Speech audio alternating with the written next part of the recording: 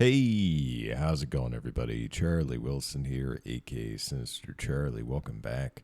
We've got some more Fat Electrician to look at, and this is most gangster beverage company on earth, Arizona Iced Tea. I went in and liked it. Please like and subscribe down below. So Arizona Iced Tea, I get down on that. Still $1, I think. I mean, I live in Arizona. It should be $1. I mean, it makes sense. Anyway, go. All right, this is easily the most requested business for me to look into.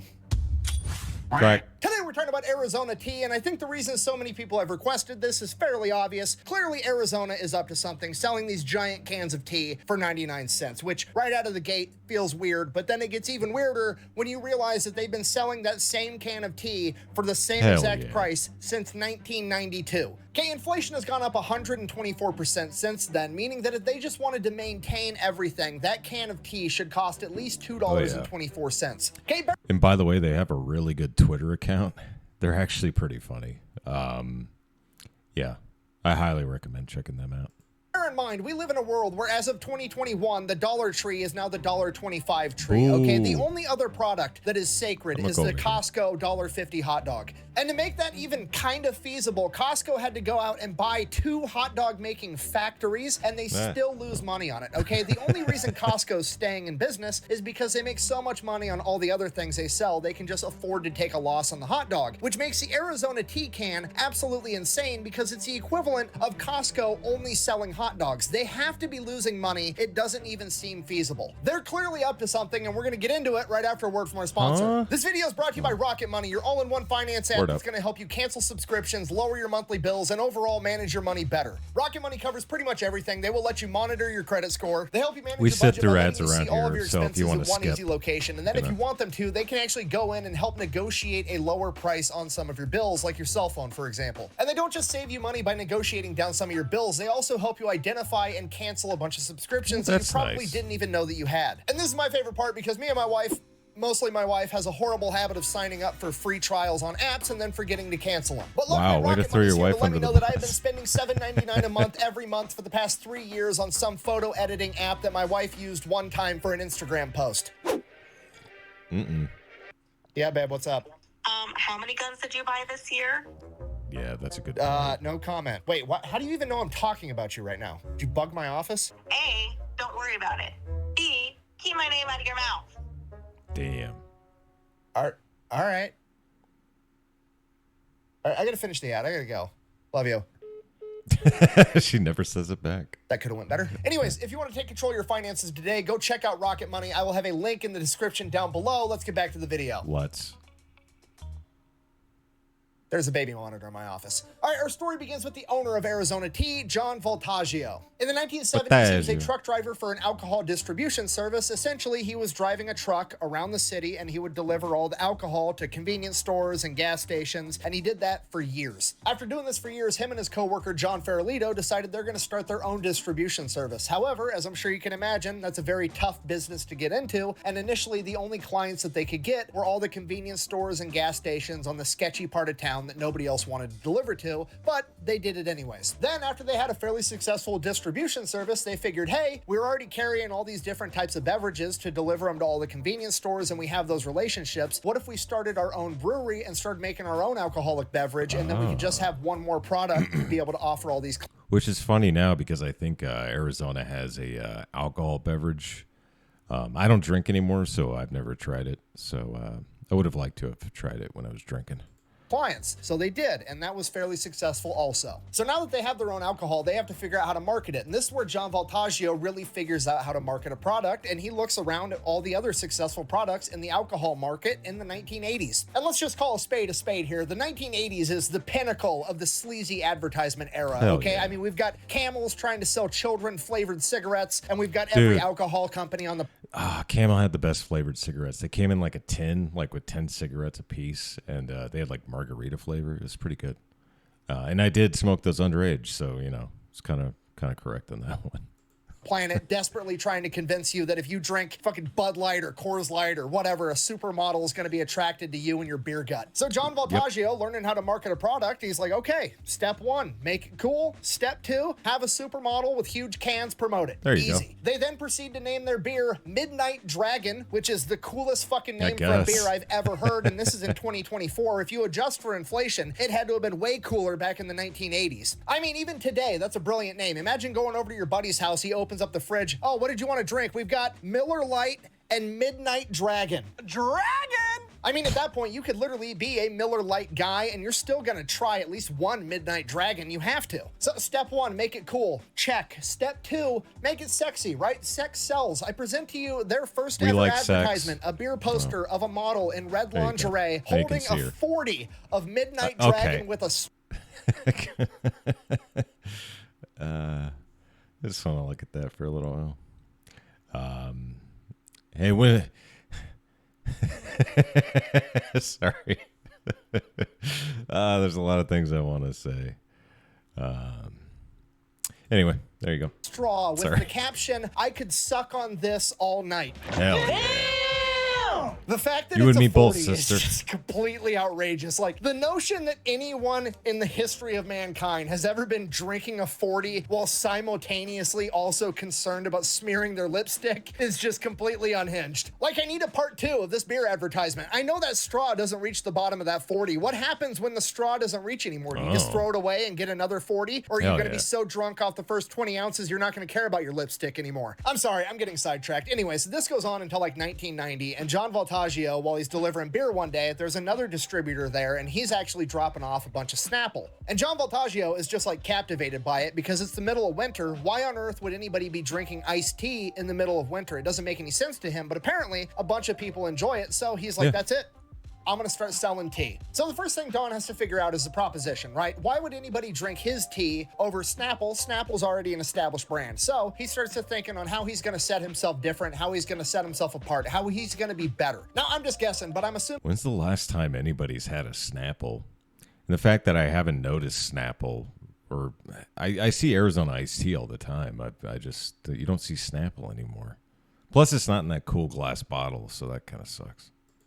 At this point, he refers back to all of his experience, all of his knowledge, all of the lessons that he's learned from marketing and distributing beer over the past decade. And when you distill all that knowledge down, he knows that you have to make it cool and you have to make it sexy, right? Because sex sells. The problem is, iced tea isn't exactly an adult beverage. There might be a lot of kids drinking this beverage too, and having some model with huge cans marketing it might be a little aggressive for something that children might be drinking, and then it hits it. Kids. Huge cans. We'll get rid of the model and just keep the giant cans. Okay, now like the textbook business term for this strategy is called a value proposition. Basically, he's decided that Snapple is 16 ounces and it costs like, I don't know, $1.29, whatever it costs. He's coming in and he's like, cool, I'm going to sell more. I'm going to sell 23 ounce cans and I'm going to sell it for less. I'm going to sell it for 99 cents. That's the value proposition. You're going to get more for less. Okay, that's what a textbook's gonna tell you, but I'm dubbing this the big can strategy, right? Because we've seen this time and time again, okay? Think about Monster Energy. Monster Energy was not the first energy drink to ever hit the market. That was Red Bull. Monster Energy just came along and was like, oh, hey, Red Bull's only selling these little 8-ounce cans of energy drinks. What if I doubled the size and sold 16-ounce cans and gave it an even cooler logo? Boom, multi-billion-dollar business right out of the gate. And you know the kicker with that, one of the top executives that helped initially launch Monster and market it was a top-level executive at Arizona previously, so he knew exactly what he was doing with the big can strategy. In Don Voltaggio's own words, his marketing strategy is, and I quote, put tea in a big can and paint it pretty. There you go. Okay, if you learn nothing else from this video, just remember, people like big cans. And did you say my name? No, why? You said big cans. Yeah. Well, that was my nickname in high school. yeah, well, What? Yeah, did I tell you that story? No. oh my god. Yeah, so it all happened back in 2009. I was a freshman, and so all these boys were just like all like in my face. Huh?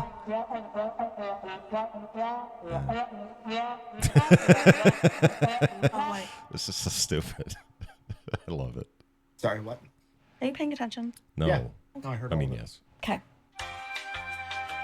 Sorry, anyways, we've got the business model. Yeah, Classic that value happens. proposition, give more for less. Super simple, easy to market, great, tried and true business strategy. Next thing, what are we going to name the company? So Don's thinking on it. He goes back home to his wife and he's looking at his house, and he lives in this like Spanish colonial, or sometimes referred to as Santa Fe style home. And he's like, cool, I'm just going to call it Santa Fe tea. When you think of tea, you think of hot, the desert. Santa Fe is perfect. We're going to slap Santa Fe on the can. He does a couple of designs. The word Santa Yeah, Santa Fe though, but that's, I don't know about that.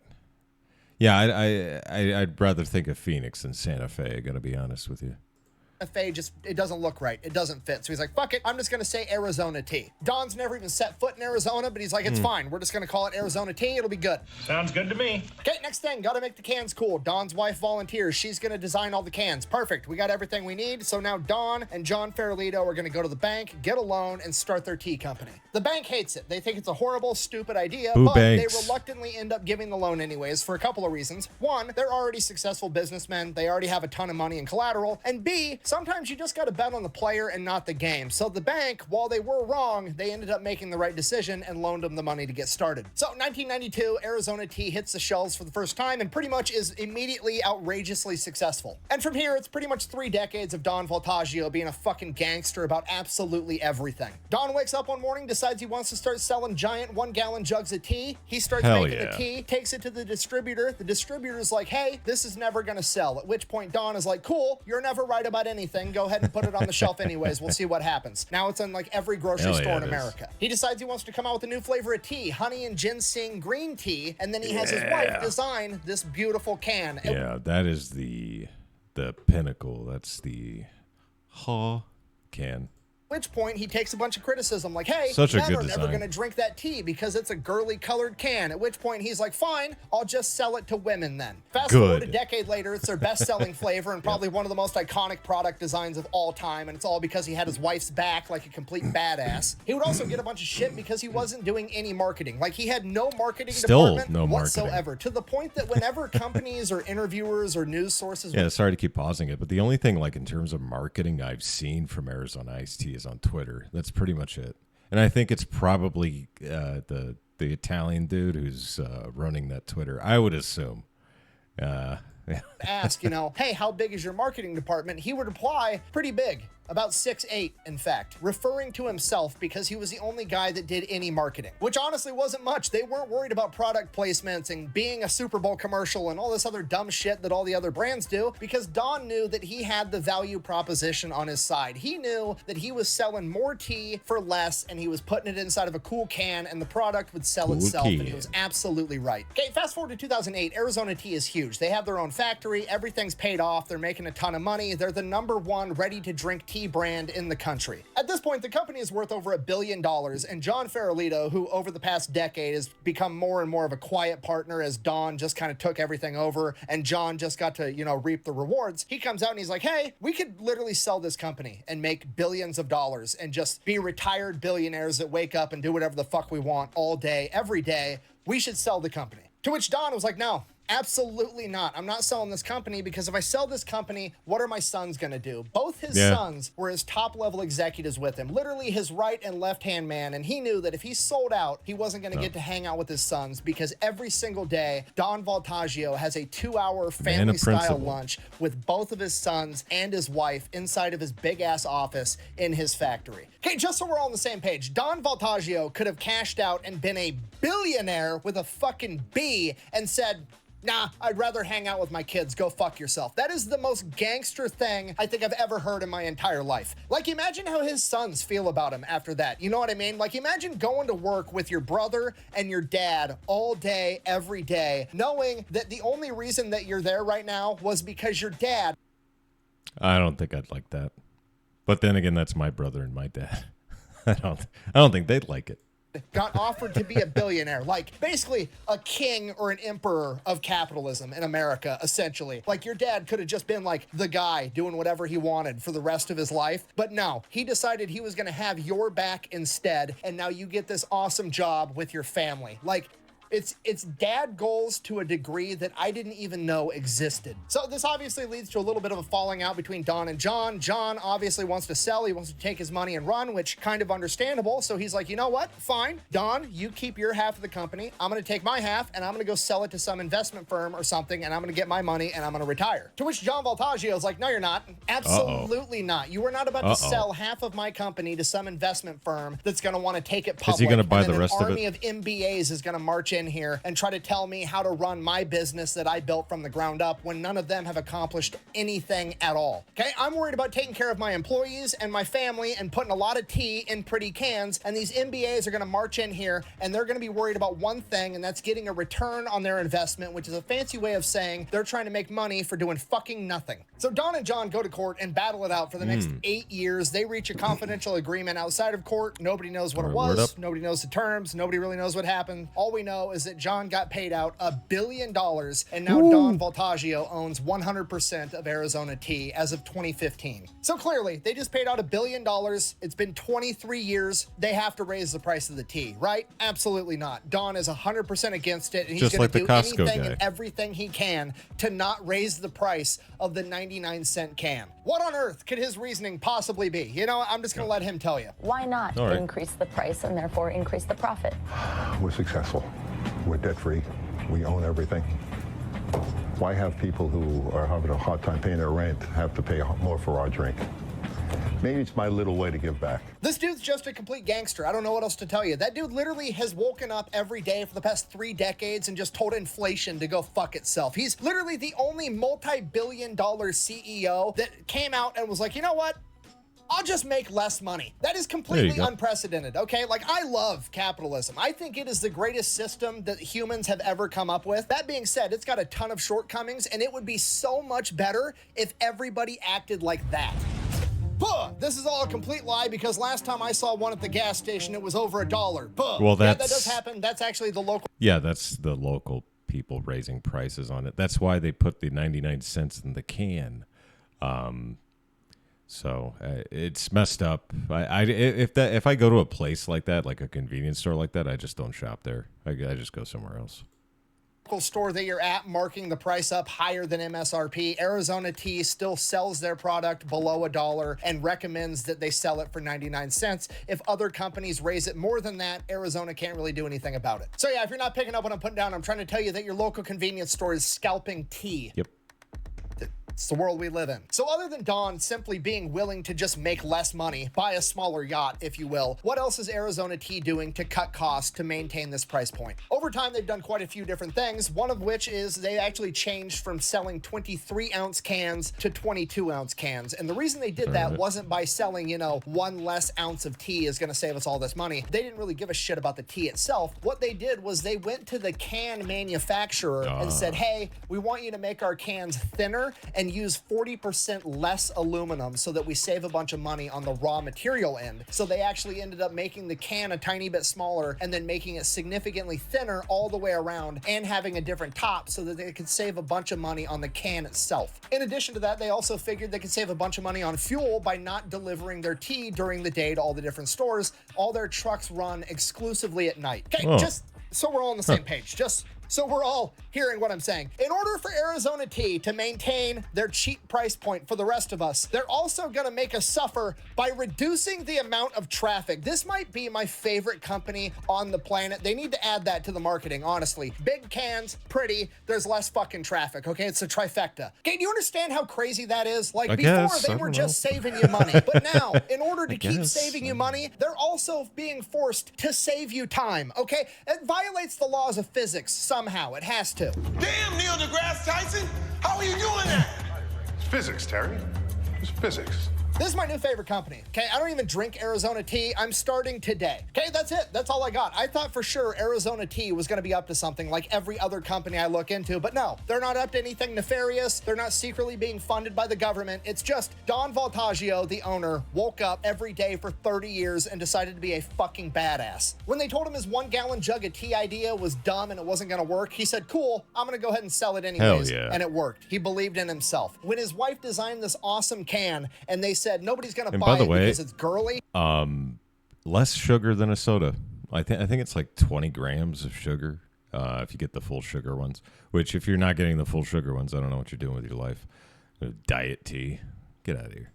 He said, cool, I'm going to sell it anyways. He believed in his wife, and he was a good husband. When it came time to sell out, retire, and be a billionaire, he said, but then I'm not going to get to hang out with my sons. He had his kids back. He was a good dad. And when the time came to raise prices because everybody else was doing it, he said, nah, I don't need to make more money. I'll just make less. He was a good person. And despite all of that, despite the fact that he did everything wrong and he put money last as the business owner and the guy running the show, he still ended up being a billionaire worth over $6 billion.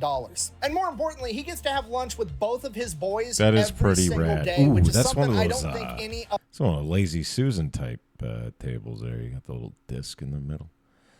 That's very Italian. That's extremely Italian. Day, which is something I don't think any other billionaire can say, and in a lot of ways that probably makes him the richest man on earth. So in my opinion, that's the key to Arizona Tea's success. Don't chase the money, chase the goal. The money will come after, even if the goal is something as simple as putting a lot of tea in a big can and making it pretty. Thank you for watching. Best way to support the channel is go buy some merch over thefatelectrician.com. Quack bang out. Arizona iced tea. It's kind of ice and also tea. Now, if you'll excuse me, I'm going to go play with some big cans of my own. I don't get it. What are you doing? What are you doing back there? He's going to play with boobies. Lots of boobies. That's what he's doing. Boobies. Boobies. We like boobies. Oh, no, stop. I got distracted by the boobies. There you go. Big cans. I thought it was always from Arizona, but I guess not. So I don't know when I've got so much pride in that drink. Good drink, though. Anyway, thanks for watching. I really appreciate it. Please like and subscribe down below. Makes me feel real good inside. Helps out the channel. If you have any recommendations or anything, put them in the comments, and I will get to it eventually. So thank you very much, and bye.